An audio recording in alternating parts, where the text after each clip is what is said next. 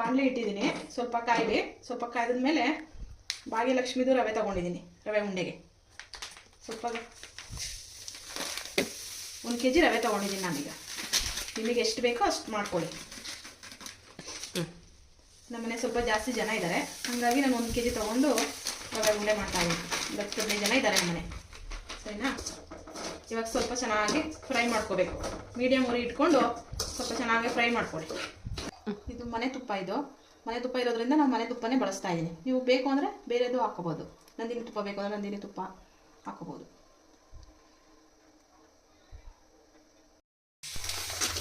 ರವೆ ಹುರ್ಕೊಂಡಿದ್ದೀವಿ.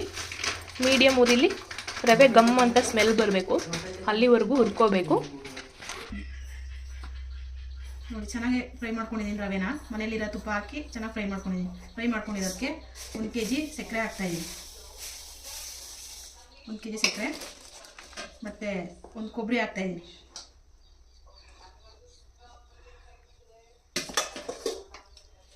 ಸ್ವಲ್ಪ ಏಲಕ್ಕಿ ಪುಡಿ. ಇದನ್ನು ಹಾಕ್ಕೊಂಡು ನೀಟಾಗಿ ಎಲ್ಲ ಮಿಕ್ಸ್ ಮಾಡ್ಕೊಳ್ಳಿ.